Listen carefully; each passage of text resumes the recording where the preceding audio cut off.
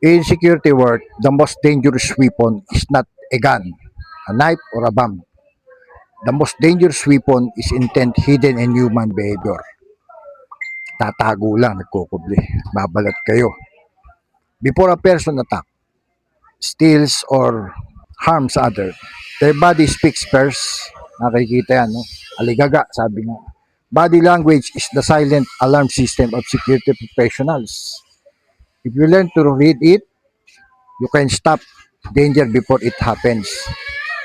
Now, ang topic natin is the body language analysis for security situations.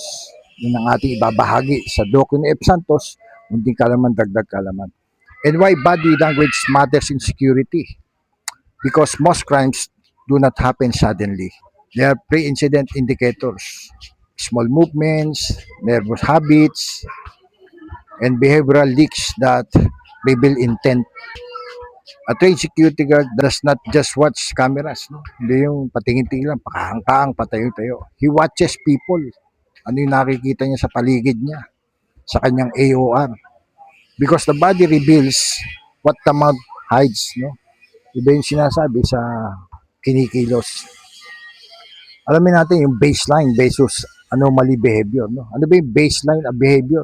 Baseline behavior, this is how a normal person behaves in a normal situation, no? Yung walking naturally, no? Simpleng normal na paglalakad, no?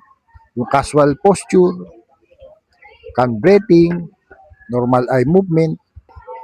Now, ano yung mga anomaly behavior, no? This is behavior that does not match the environment.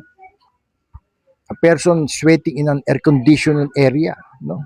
Imagine mo, malamig, pinapawisan ng malapot. Someone constantly scanning exits, patingin-tingin ganun. Saan ba yung mga daan, mga labasan. A delivery rider refusing to remove helmet, no? Yung mga nakaraan, babalita yan sa mga convenience store. Show face, no? Ayaw pakita ng mukha, Naka-face mask pa. A person standing too long without purpose. Tambay-tambay dyan, no? Naglo-loiter. So, sa security rule na kasi natin, anomalies deserve attention, not assumption. No? So, pag na-verify natin ganun, profile na natin, ano kayang ginagawa nito? Kaduda-duda.